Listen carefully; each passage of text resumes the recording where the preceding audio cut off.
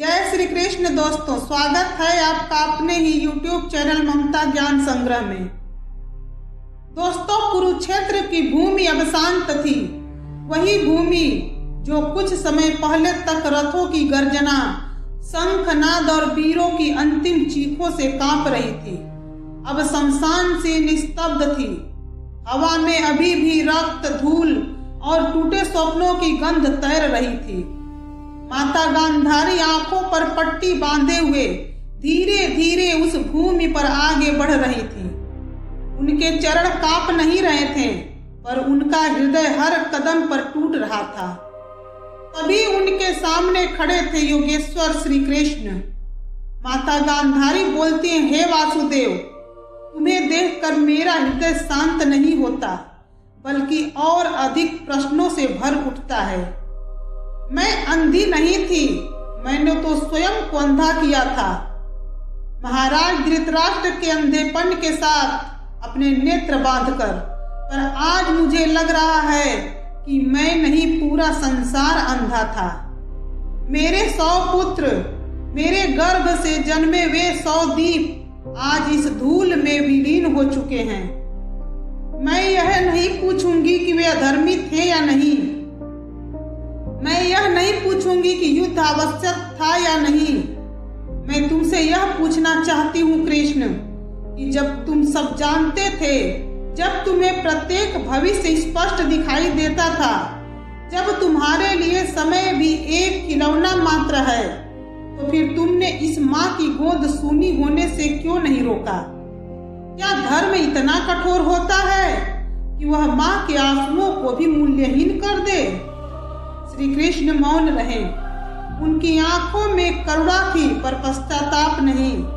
मौन भी उनका एक उत्तर ही था, और यह संवाद मौन पर नहीं रुकना था। श्री कृष्ण गूढ़ शब्दों में बोलते हैं, माते गांधारी, तुम्हारे प्रश्न केवल इस युग के नहीं हैं। यह प्रश्न हर युग की, हर माँ के हृदय में जन्म लेते हैं। तुम मुझसे यह पूछ रही हो कि मैंने तुम्हारे पुत्रों को क्यों नहीं बचाया, पर क्या तुम यह भी पूछोगी कि मैंने अर्जुन को भी क्यों नहीं बचाया उस दिन जब उसका धनुष हाथ से गिर गया था? मैं रक्षक हूँ मानते हैं, पर मैं नियम तोड़ने वाला नहीं हूँ। यदि मैं प्रत्येक अधर्म को अपने चक्र से काट दूं, तो संसार कर्म करना भूल जाएगा।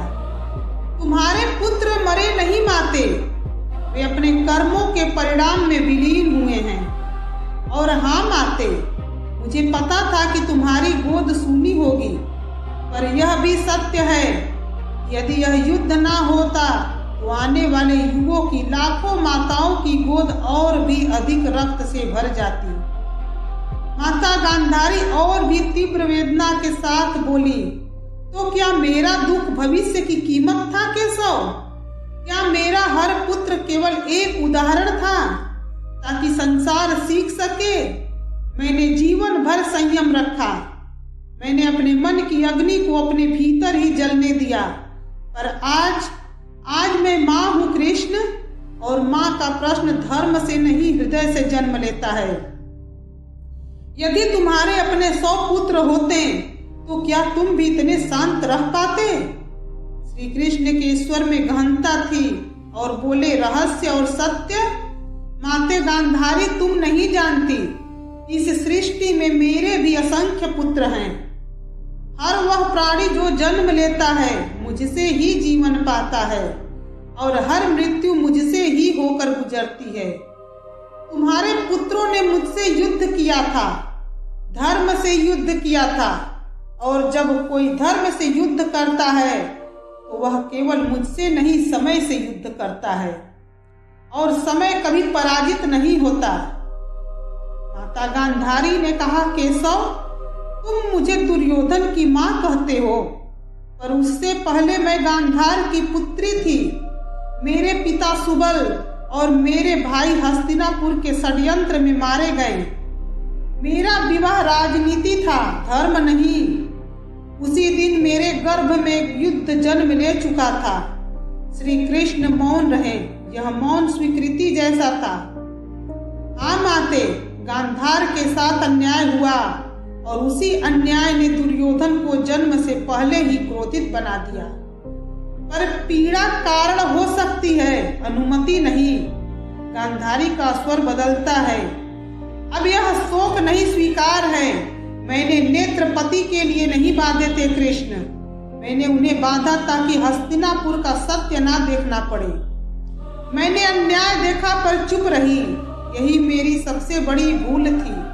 श्री कृष्ण ने कहा और वही चुप्पी दुर्योधन की ताकत बन गई। जब माँ मौन हो जाती है तब धर्म निडर हो जाता है। सभा की याद हवा में उतर आती है। माता गांधारी बोली, द्रौपदी की पुकार मैंने सुनी थी पर मैंने नेत्र नहीं खोले। केशव, द्रौपदी की पुकार मैंने सुनी थी पर मैंने नेत्र नहीं खोले, क्योंकि यदि मैं देख लेती तो मुझे अपने पुत्र को अपराधी कहना पड़ता, और तब मैंने मां होना चुना, न्याय नहीं। तब श्री कृष्ण ने कहा, माते, और उसी क्षण युद्ध का परिणाम निश्चित हो गया था। उस सभा में शस्त्र नहीं, मौन सबसे घातक था। माता गांधारी का स्वर अब भयावह हो गया और बोली, शांति में यदि समय ही सत्य है, यदि कर्म ही अंतिम निर्णय है, तो सुनो माधव, आज मैं भी अपने हृदय से एक कर्म करूंगी। मेरे श्राप को कर्म मत समझना, इसे माँ की पीड़ा समझना। जिस प्रकार मेरा वंश नष्ट हुआ है, उसी प्रकार तुम्हारा वंश भी इस धरती में विलीन होगा। तुम्हारे यदुवंश का अंत तुम स्वयं देखोगे। कृष्ण के चारों ओर सन्नाटा छा गया। यह शाप नहीं था, यह भविष्य का उद्घाटन था। श्री कृष्ण ने मुस्कान के साथ कहा, मैं अनंत स्वीकार माते गांधारी। मैं इस श्राप से ना भयभीत हूँ ना दुखी, क्योंकि जो जन्म लेता है उसका अंत निश्चित है। यदुवंश का नाश भी धर्म की ही एक पूर्णता होगा। तुमने जो कहा है वही होगा, क्योंकि जब माँ का हृदय टूटता है तो वह भी सृष्टि का नियम बन जाता है। माता गांधारी मौन हो गईं। उनके आंसू भूमि पर गिरे और कुरुक्षेत्र की धरती मानो उन्हें पी गई। यह संवाद समाप्त नहीं हुआ, समय के भीतर विलीन हो गया। महाभारत केवल युद्ध की कहानी नहीं है, यह उन लोगों की गाथा है जो टूटे, गिरे, हारे, लेकिन फिर भी रुके नहीं। दोस्तों, कुरुक्षेत्र से बहुत पहले की बात है। हस्तिनापुर का राज सिंहासन चमकता था, पर उस चमक के नीचे असंख्य पीड़ाएं दबाई जा रही थी। राजा पांडु का समय अल्प था। उनकी मृत्यु के बाद राजमहल में जन्म लिया 5 पांडव बालकों ने। युधिष्ठिर, भीम, अर्जुन, नकुल और सहदेव वे राजकुमार थे, पर उनका जीवन राजकुमारों जैसा नहीं था। पिता नहीं थे और जिन पर भरोसा होना चाहिए था वही सबसे बड़ा भय बन गए। वनवास जब सब कुछ छिन जाता है, कौरवों के षड्यंत्र से पांडवों को राज्य से निकाला गया। महल छिन गया, सत्ता छिन गई, सम्मान छिन गया और वे चले गए वन में। वन केवल पेड़ पौधे के नहीं होते, वन होता है वह समय जब जीवन आपसे सब कुछ छीन लेता है, जहाँ ना सुविधा होती है, ना सुरक्षा, ना कोई आश्वासन, पर वही मनुष्य का असली निर्माण होता है। पांडवों ने वन में शिकायत नहीं की, बल्कि उन्होंने स्वयं से पूछा, अब हम क्या बनेंगे। भीम ने अपनी शक्ति को संयम में बदला, अर्जुन ने अपने लक्ष्य को और तीखा किया, युधिष्ठिर ने धैर्य को अपने सबसे बड़ी संपत्ति बना लिया। वन ने उन्हें तोड़ा नहीं, बल्कि वन ने उन्हें गढ़ा। द्रौपदी का अपमान और टूटने की सीमा। सभागृह में द्रौपदी का अपमान हुआ। वह क्षण केवल एक स्त्री का नहीं था, वह हर उस व्यक्ति का था जिसे जीवन ने भीड़ के बीच नंगा कर दिया हो। उस दिन सब चुप थे, शक्तिशाली भी और बुद्धिमान भी, पर इतिहास गवाह है, जब अन्याय चरम पर पहुंचता है तो उसका अंत भी निश्चित हो जाता है। द्रौपदी का अपमान पांडवों के पतन का नहीं, उनके पूर्व जन्म का कारण बना। अज्ञातवास जब पहचान छिन जाती है, पांडवों को अपनी पहचान छोड़नी पड़ी। राजा से सेवक बने, धनुर्धर से नर्तक बने। यह वह समय था जब वे चाहे तो टूट सकते थे, पर उन्होंने सीखा पहचान छिन जाए तो क्या हुआ, कौशल नहीं छीनना चाहिए। अज्ञातवास ने उन्हें विनम्र बनाया, और विनम्रता महानता की पहली सीढ़ी होती है। और वही कर्ण की कथा संघर्ष में भी गर्व था। कर्ण सारथी का पुत्र कहलाया, जीवन भर अपमान झेला, पर उसने कभी यह नहीं कहा मैं पीड़ित हूँ। उसने कहा मैं सक्षम हूँ।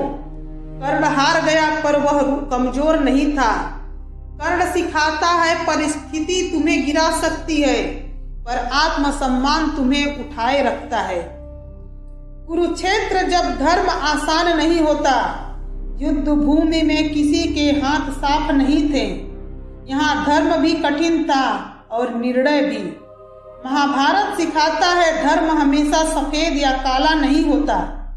कभी कभी सही निर्णय सबसे अधिक पीड़ा देता है, पर जो सही जानकर भी पीड़ा सह ले वही आगे चलता है। युद्ध के बाद जब जीत भी भारी लगती है, युद्ध जीता गया पर खुशी नहीं मिली। हजारों शव पड़े थे, माताएं रो रही थी, विधवाएं शोक में थी।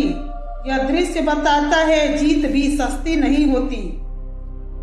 महाभारत हमें अहंकार नहीं जिम्मेदारी सिखाता है। दोस्तों, महाभारत कहता है यदि जीवन ने सब कुछ छीन लिया है तो समझो वह तुम्हें गढ़ रहा है। यदि तुम आज अज्ञात हो तो यह स्थायी नहीं है। यदि तुम अपमानित हो तो यह अंत नहीं, यह परिवर्तन की शुरुआत है। और यदि तुम थक गए हो तो याद रखो, पांडव भी थके थे पर रुके नहीं। महाभारत जीतने की कथा नहीं है, यह हार के बाद भी खड़े रहने की कला है। और यही कारण है कि युग बदलते हैं पर महाभारत कभी पुरानी नहीं होती। महाभारत की वह कथा जो मनुष्य को भीतर से मजबूत बना देती है। बहुत कम लोग जानते हैं महाभारत की सबसे बड़ी लड़ाई कुरुक्षेत्र में नहीं लड़ी गई थी, वह लड़ी गई थी मनुष्य के भीतर। हस्तिनापुर के महल ऊंचे थे और वहां रहने वाले मनुष्य अक्सर भीतर से टूटे हुए थे। किसी के पास शक्ति थी पर विवेक नहीं, किसी के पास ज्ञान था पर साहस नहीं, और किसी के पास सब कुछ होते हुए भी शांति नहीं थी। यही महाभारत की सच्ची शुरुआत है। जब जीवन आपसे सब कुछ छीन ले। पांडवों के जीवन में एक समय ऐसा आया जब उनके पास नाम के सिवा कुछ नहीं बचा। राज्य चला गया, सम्मान चला गया, घर चला गया। आज के समय में यह स्थिति बहुत परिचित लगती है। दोस्तों, जब नौकरी छूट जाती है, रिश्ते बदल जाते हैं और भविष्य धुंधला हो जाता है। पांडव भी उसी अंधेरे से गुजरे, पर उन्होंने एक बात सीखी, जिसके पास धैर्य है उससे भविष्य छीना नहीं जा सकता। वन जहाँ मनुष्य खुद से मिलता है। वनवास केवल दंड नहीं था, वह प्रशिक्षण था। जहाँ कोई तालियां नहीं थी, वहां पांडव ने अपने भीतर की आवाज सुनी। युधिष्ठिर ने सीखा कि हर हार अपमान नहीं होती, कभी कभी वह परीक्षा होती है। भीम ने सीखा कि शक्ति का अर्थ क्रोध नहीं नियंत्रण है। अर्जुन ने सीखा कि लक्ष्य तब साफ होता है जब विकल्प समाप्त हो जाते हैं। वन ने उन्हें कमजोर नहीं बनाया, वन ने उन्हें आवश्यक बना दिया। अपमान जब मन टूटने के कगार पर होता है। द्रौपदी का अपमान सिर्फ एक घटना नहीं थी, वह हर उस क्षण का प्रतीक है जब जीवन आपको भीड़ के बीच असहाय खड़ा कर देता है, जब कोई मदद के लिए नहीं आता, जब न्याय देर से पहुंचता है, जब स्वयं पर भी विश्वास डगमगा जाता है। महाभारत हमें यहाँ सिखाता है कि अपमान अंत नहीं होता, वह चेतावनी होता है। जो इसे समझ ले वह हारता नहीं। अज्ञातवास जब पहचान मिट जाती है, एक समय आया जब पांडवों को अपने नाम तक छिपाने पड़े। राजा गुमनाम हो गए, वीर साधारण बन गए। यह वही समय होता है जब आज का मनुष्य खुद से पूछता है, मैं हूं कौन। महाभारत का उत्तर स्पष्ट है, तुम वही हो जो तुम सीख रहे हो, ना कि जो तुम दिख रहे हो। पहचान वापस आ जाती है और कौशल और धैर्य सदैव साथ रहते हैं। कर्ण हार कर भी ऊंचा खड़ा रहा। कर्ण की कथा हर उस व्यक्ति की कथा है जिसे जीवन ने पूरा अवसर नहीं दिया। उसके पास प्रतिभा थी पर स्वीकृति नहीं, उसके पास शक्ति थी पर स्थान नहीं। फिर भी कर्ण झुका नहीं, वह गिरा पर उसने स्वयं को कम नहीं माना।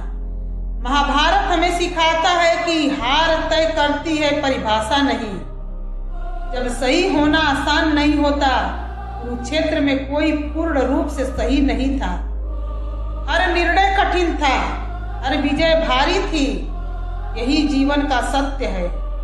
कभी कभी सही रास्ता सबसे अधिक चोट पहुंचाता है, पर जो उस रास्ते पर चलना सीख ले वही आगे निकलता है। दोस्तों, युद्ध समाप्त हुआ पर शांति तुरंत नहीं आई। यह बताता है कि हर उपलब्धि के साथ जिम्मेदारी आती है। हर जीत मुस्कान नहीं देती। महाभारत अहंकार नहीं सिखाता, वह विनम्रता सिखाता है। इस कथा का सार, यदि आज तुम थके हो, टूटे हो, यदि तुम्हें लगता है कि जीवन ने तुम्हारे साथ अन्याय किया है, यदि तुम्हें लगता है कि तुम्हारी पुकार किसी ने नहीं सुनी, तो स्मरण करो, कुरुक्षेत्र केवल एक युद्ध भूमि नहीं थी, वह मनुष्य के भीतर का संघर्ष था। महाभारत हमें यह नहीं सिखाता कि कौन जीता और कौन हारा, बल्कि यह हमें सिखाता है कि गिर कर भी कैसे खड़ा हुआ जाता है, अपमान के बाद भी कैसे जिया जाता है और टूट कर भी भीतर से कैसे मजबूत बना जाता है। माता गांधारी का श्राप केवल क्रोध नहीं था, वह एक माँ का टूटा हुआ हृदय था। और श्री कृष्ण के आंसू कमजोरी नहीं थे, वह करुणा का वह सागर था जिसमें समस्त सृष्टि डूबी हुई थी। दोस्तों, धर्म हमेशा सरल नहीं होता।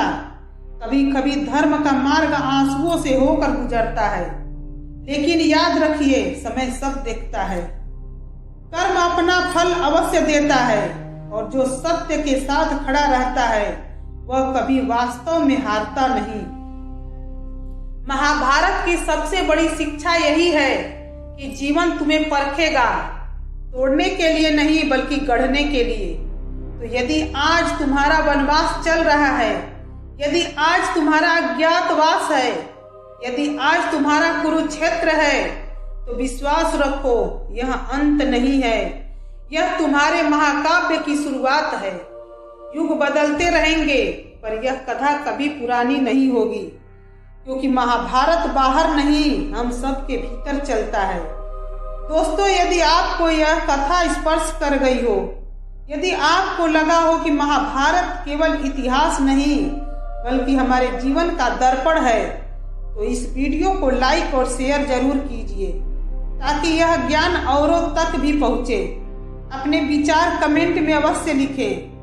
क्या माता गांधारी का श्राप उचित था? क्या श्री कृष्ण और कुछ कर सकते थे? और यदि आप ऐसी ही रहस्यमयी, आध्यात्मिक और जीवन बदल देने वाली कथाएं सुनना चाहते हैं तो हमारे चैनल ममता ज्ञान संग्रह को अभी सब्सक्राइब करें, क्योंकि यहाँ हम केवल कहानियां नहीं सुनाते, हम उन कथाओं को जीवित करते हैं जो युगों से मानवता को दिशा देती आई है। फिर मिलेंगे एक नई कथा के साथ जहाँ इतिहास नहीं सत्य बोलता है। तब तक के लिए धन्यवाद। जय श्री कृष्ण।